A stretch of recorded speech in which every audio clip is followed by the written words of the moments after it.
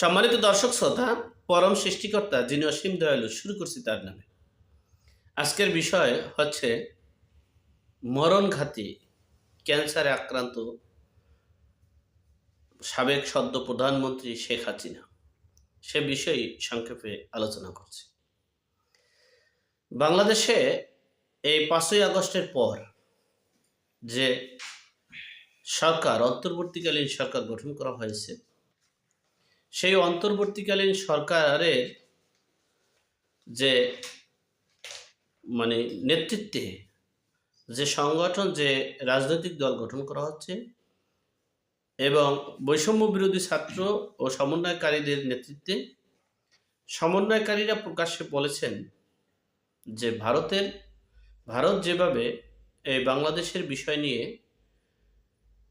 মিডিয়ায় প্রচার করছে, ঠিক সেভাবেই ক্রিয়া প্রতিক্রিয়া এবং আমাদের আদলে আমরা যে ভাষায় কথা বলতে চাই, আমরা যে ভাষাটা বোঝাতে চাই, সেই ভাষায় আপনারা কথা বলবেন, মিডিয়ায় এবং প্রচার প্রসারণা চালাবেন।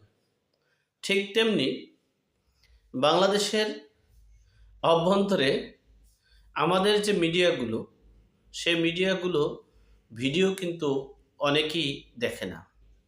কারণ হচ্ছে তারা ভিউর জন্য, টাকা পাওয়ার জন্য, ডলারের জন্য আজগুবি ঠাড়ার কথা বলে থাকে। যেমন দেখেন, এই যে দেশের এই আওয়ামী লীগের যে ভেরিফাইড পেজে যে হরতালের কথা বলা হয়েছে, সেটা বিভিন্ন মিডিয়ায় বলতেছে যে এটা একটা ফেক আইডি এবং ফেকভাবে দেওয়া হয়েছে। আবার অনেকেই বলতেছে যে শেখ হাসিনা একটা চিঠি দিয়েছেন দেশবাসীর কাছে, দোয়া চেয়েছেন যে আমার এই আওয়ামী লীগের যে ভেরিফাইড পেজটা, এটা জামাত শিবিরিরা হ্যাক করেছে, হ্যাক করে তারা এই আন্দোলনের ডাক দিয়েছে, আর এই আন্দোলন সংগ্রাম হরতালের ডাক দিয়েছে, এটা আওয়ামী লীগের পক্ষ থেকে দেওয়া হয়নি। এমনকি শেখ হাসিনা যে মরণঘাতী যে ক্যান্সারে আক্রান্ত হয়েছে, সেই ক্যান্সারে আক্রান্ত হয়ে তিনি জীবন মরণের সান্নিধ্যে থাকায় তিনি এখন এই রাজনীতি থেকে ইস্তফা দিছে, রাজনীতি আর করবে না এবং এই আওয়ামী লীগের সকল কার্যক্রম থেকে তিনি অব্যাহতি দিয়েছে।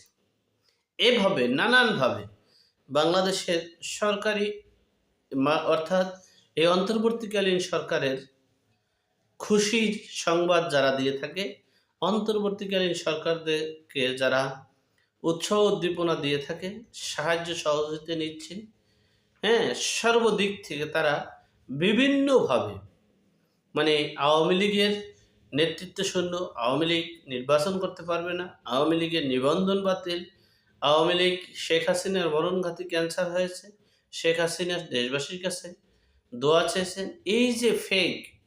এরপরে আবার শেষ সময় অনেকে তো ভিডিওটা পরিপূর্ণ অনেকে দেখে না, কারণ আমরা বাঙালি আবার 5 মিনিটের ভিডিও 1 মিনিট দেখি আবার কেটে দিই। যাই হোক, আবার শেষ সময় বলে রিউমার স্ক্যানার, তারা বলছে সকল তথ্যটাই মিথ্যা। এই যে দেশে একটা মিথ্যা বানোয়াট প্রতিনিয়ত এই বাংলাদেশের মিডিয়া, যেগুলো আপনারা ইতিপূর্বে দেখেন, ডোনাল্ড ট্রাম্পের যখন নির্বাচন হয়েছিল তখন কমলা হ্যারিস খুব হাড্ডাহাড্ডি লড়াই, অল্প কিছুর ব্যবধানে এগিয়ে আসেন কমলা হ্যারিস। এই হলো আমাদের দেশের মিডিয়াগুলো।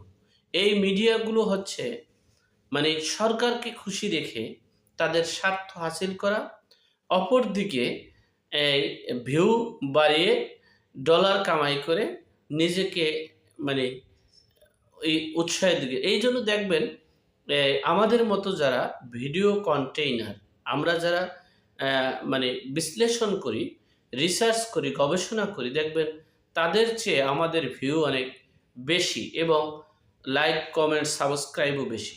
দেখবেন আমরা যারা আছি, হাতে গোনা 8-10 জন, 12 জন বা 20 জন আছি, দেখবেন আমরা কখনোই কোনো দলের সাইনবোর্ড ব্যবহার করে কোনো দলের পদ ব্যবহার করে দেশে লুটপাট করিনি, নৈরাজ্য করিনি, চাঁদাবাজি করিনি। আমরা নির্যাতিত নিপীড়িত জনগণের পক্ষে কথা বলি। সেই পক্ষে কথা বলতে গিয়ে একেক দিন একেক সময় একেক জনার দিকে ধাবিত হতে পারে বা পক্ষে যেতে পারে। এজন্য অনেকে মনে করে যে আপনি কোন দলের? নো, আমি হলাম বাংলার নির্যাতিত নিপীড়িত জনগণের পক্ষে, বাংলাদেশের আপামর জনগণের পক্ষে আছি। তাই বলছি, আপনারা যারা মিডিয়ার অনেক মিডিয়াদেরকে রিকোয়েস্ট করব এমন কোনো বক্তব্য বা এমন কোনো ভিডিও, এমন কোনো কনটেন্ট ইউজ করে নিজেদের ক্যারিয়ার ধ্বংস করিয়েন না। এতে দেখা গেছে আমাদের মতো বা যারা একটু ভালো আপডেট এবং যারা বিশ্লেষণ করে, বিচার বিশ্লেষণ করে, গবেষণা করে, যারা ভিডিও করে, তাদের কিন্তু সমস্যা অনেক সময় হয়ে যেতে পারে। যাই হোক, সর্বোপরি কথা হচ্ছে যে শেখ হাসিনার ব্যাপারে যে বক্তব্য দেওয়া হয়েছে, যে মিডিয়ায় যেগুলো বলা হয়েছে সম্পূর্ণ মিথ্যা বানোয়াট। সুতরাং আমরা সকলে বলবো, আমরা আমাদের স্ব স্থান থেকে আমরা সকলে ঐক্যবদ্ধ হয়ে সকল অপরাধের বিরুদ্ধে রুখে দাঁড়াবো। আমরা সমাজ, গ্রাম, মহল্লাকে অপরাধমুক্ত সমাজ, গ্রাম, মহল্লা তৈরি করব, দেশ তৈরি করব। এই প্রত্যাশা রেখে আজকের মতো এখানেই শেষ করলাম। ভালো থাকবেন, সুস্থ থাকবেন। আসসালামু আলাইকুম।